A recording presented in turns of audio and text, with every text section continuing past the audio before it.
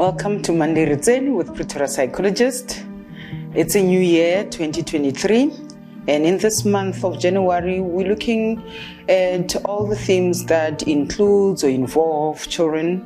As you have heard me talking in the past session about parentified child. If you have missed that episode, you can click the link up here to go into that episode. Or also just check out our YouTube channel in general for any sessions that you might have missed.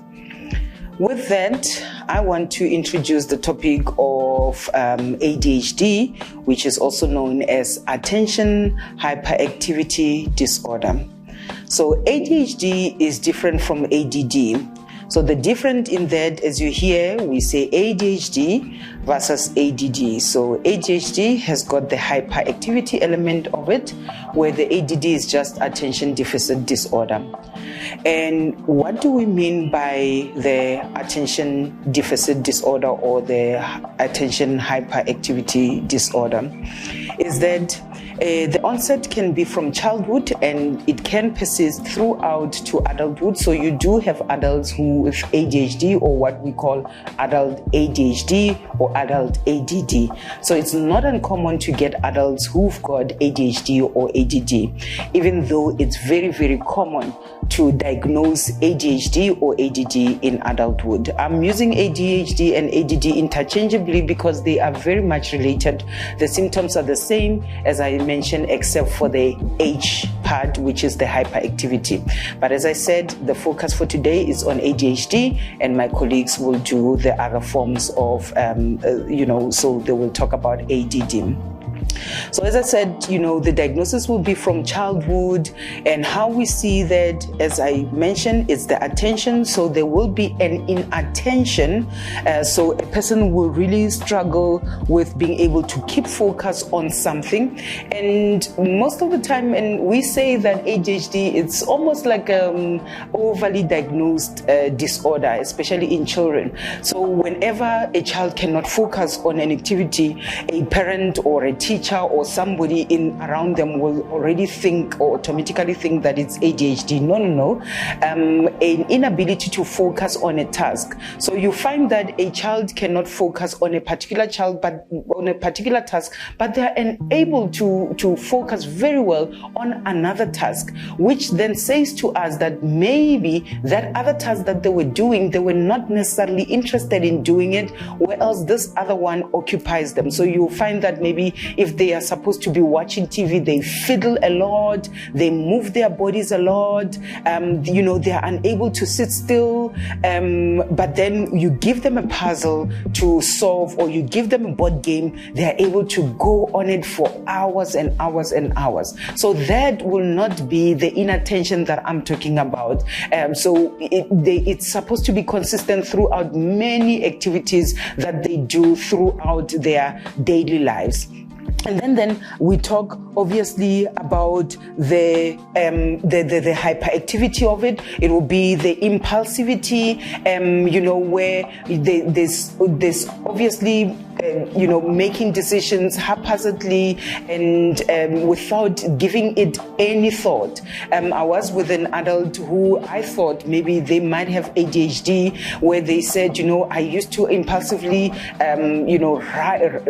ride with very high speed, or even, binge drink, but then I am very careful in spending. So then I realized, because of this exclusion of them being able to spend prudently, then it's not the impulsivity of that behavior that we're talking about. And then we also talking about the hyperactivity, where a person is unable to keep still or to stand still. I want to actually talk about a study that is very interesting that was done a couple of years ago, where they linked the poor muscle tone, so a child's posture and their muscle tone or their gross motor skills not being fully and well developed, where then because of that muscle tone not being strong, so they will always slouch, they will be fidgety, and that fidgetiness that slouching will come from them wanting to fix their posture. So to anyone who is observing that behavior, it will look like this child is, hyperactive and they are moving around a lot, but that's because they've got a poor muscle tone. And one of the things that we recommend to remedy that, it will be for the child's gross motor skills to be developed, like climbing trees, being on jungle gyms, kicking a ball,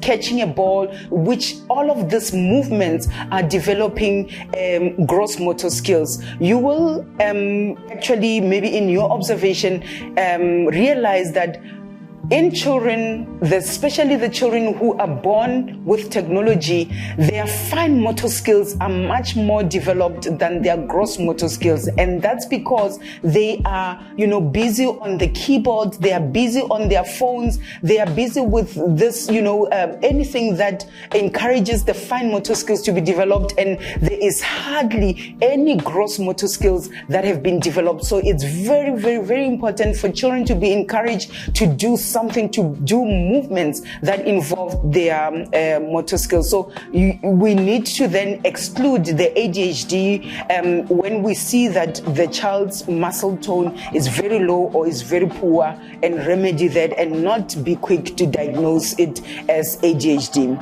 Something else that I wanted to also talk about is an observation in my own personal life, where one of my children is a kinestic learner. So we've got, I think, 3 different kinds of learners.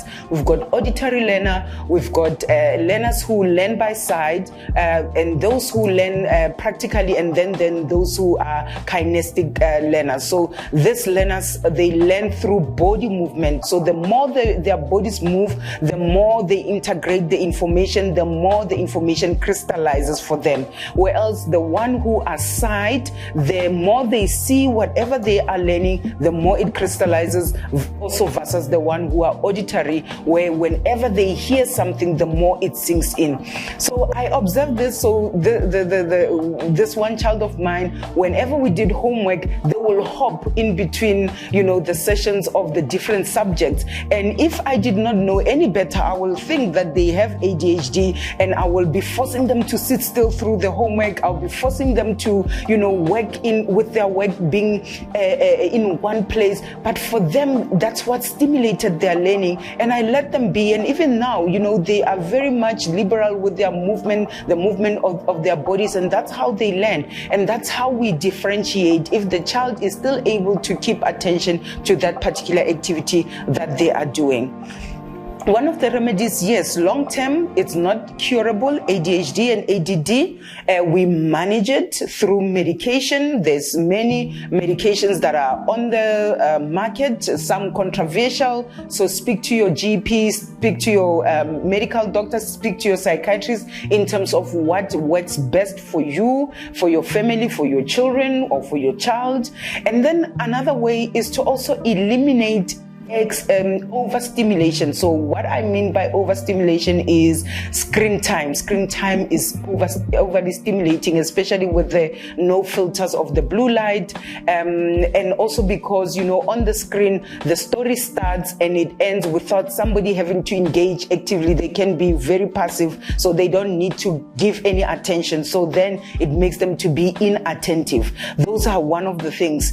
Eating very sugary food, which then spikes the energy, which then makes the person to be hyper. So by reducing highly sugary food will then reduce the hyperactivity and help the child to settle down. And then the one that I've spoken about at length of, encouraging and developing the muscle tone by doing activities that develops their gross motor skills. With that, I hope this little nuggets in Monday Re Tsene with Pretoria Psychologists can help you to have a little bit of understanding of ADHD and ADD, and then maybe channeling that energy and channeling the kids who might be struggling to say, no, yes, it can develop into a learning disorder, or a learning difficulty or even difficulties in relationships, but we are able to manage it. We do not need to feel like we are out of control and everything, is not working out. There is help out there. Psychologists are able to help with behavioral modification. Psychiatrists and medical doctors are able to help with medication.